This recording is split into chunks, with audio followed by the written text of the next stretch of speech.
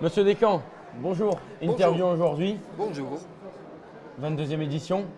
C'est pas la première fois qu'on se retrouve en interview. Non, déjà la 22e édition, mais je ne suis pas sûr que tu aies fait, toi, les 22 éditions. Non, non, j'arrive sur ma 10e quand même. Bravo, de l'expérience. Un peu comme nous. Tout à fait. 22e édition, à l'ère zéro carbone, ça vous inspire quoi? Alors le zéro, dans un établissement scolaire, c'est pas un bon nombre, on va dire. Mais en matière de pollution carbone, c'est un super chiffre. Vraiment, zéro carbone, c'est un objectif qu'on doit tous avoir. La planète qui nous accueille, on doit franchement tout faire pour la respecter parce qu'elle prend soin de nous, elle nous fait grandir, elle nous permet de vivre. Et donc on doit avoir quand même ce geste d'attention. Le cap zéro carbone, c'est faisons attention chaque fois que nous polluons. Ça peut être néfaste pour nous tous. Et les jeunes ici s'y collent vraiment à ce projet zéro carbone par ce projet des 24 heures de Saint-Jean. Le lycée a encore, je pense, beaucoup de projets. Quels sont les futurs projets du lycée Campus Saint-Joseph? Alors, on a un grand défaut, on va dire, c'est la croissance. On n'arrête pas de grandir. Toujours plus d'élèves, toujours plus de professeurs, forcément, parce qu'avec plus d'élèves et plus de projets. Les jeunes ont envie de se former avec des niveaux d'expertise toujours plus pointus, mais en lien avec l'époque. La question du zéro carbone est un très bon exemple. Et donc, simplement, aux côtés des jeunes, avec l'aide des familles, avec l'aide des entreprises, on continue de remplir notre mission, c'est-à-dire de leur permettre de réussir leur diplôme et de se préparer au métier de demain.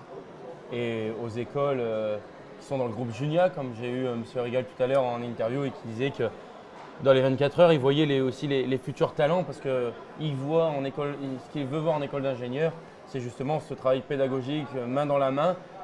Comme on peut voir là, je pense que vous êtes fiers, je pense, de voir les élèves et les professeurs travailler un an main dans la main pour un aboutissement de 24 heures. Merci de le dire comme ça, bien mieux que je pourrais le dire. Effectivement, on a un grand directeur d'une très grande école d'ingénieurs, ISEN, ISA, HEI, qui vient à Boulogne-sur-Mer, en haut d'une colline, dans une petite école, pour voir des futurs talents, des futurs ingénieurs qui sont déjà chez nous aujourd'hui. Alors un grand merci à Alexandre Rigal, un grand merci à Junia, et surtout un grand bravo à tous les jeunes qui sont là, qui vont passer jour et nuit sur ce projet. Vous connaissez beaucoup d'écoles où les élèves restent jour et nuit pour travailler? J'en connais pas beaucoup et je pense que c'est ici et nulle part ailleurs. Et d'anciens élèves, tout comme moi ou d'autres ici au niveau de l'organisation, qui reviennent jour et nuit, qui ne sont plus au lycée. On ne se lasse pas de réussir. Voilà, et donc à tout âge on peut réussir, quand on est élève et après, et on peut continuer à réussir en venant ici. Franchement, c'est un cadeau. Pour vous, est-ce qu'il est possible d'imaginer une industrie zéro carbone à venir? Si oui, à court, moyen, long terme? Alors, industrie zéro carbone, oui, et surtout industrie au pluriel. On a besoin d'industrie, c'est une volonté nationale, une volonté de réindustrialiser le pays, particulièrement le littoral, et nous ne sommes pas loin de Dunkerque, vous savez, aller à 30 minutes à peu près en voiture. Donc oui, réindustrialisons en respectant la planète, donc le zéro carbone. Et ceux qui vont faire l'industrie de demain, ce sont les élèves d'aujourd'hui. Donc c'est dès l'école, c'est dès maintenant qu'il faut les sensibiliser. C'est ce qu'on fait avec l'aide des entreprises et puis d'experts comme Junia. Que pouvez-vous dire à ces élèves qui participent à un projet qui n'est proposé nulle part ailleurs en France? Oui, je leur dis merci. Merci pour leur engagement, parce qu'ils osent s'engager sur des projets à haute technologie. C'est vrai que parfois ils ne réussissent pas, mais à partir du moment où ils ne réussissent pas, ils recommencent. Et en recommençant, ils finissent par réussir. C'est ça le développement, c'est ça l'avenir.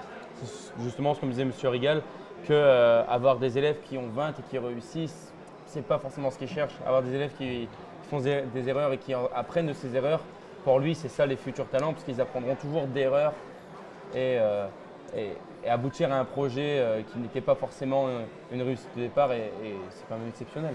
Alors les jeunes nous font confiance, faisons confiance aux jeunes, parce que l'avenir, c'est eux qui l'écrivent. Nous accueillons depuis plusieurs années avec vous, à vos côtés, des personnalités, de très belles personnalités.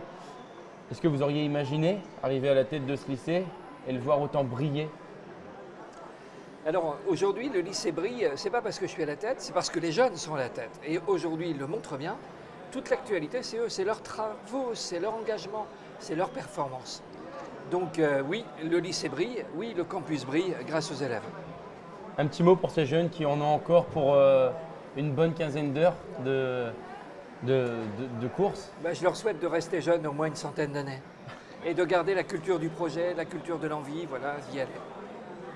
Monsieur Descamps, je vous remercie Merci. au nom de l'organisation des 24 heures. Merci à vous de nous proposer chaque année de continuer cet événement, de nous épauler du mieux possible. Et on se revoit l'année prochaine. Et on se revoit l'année prochaine. 23e édition. Sans une ride. Sans une ride.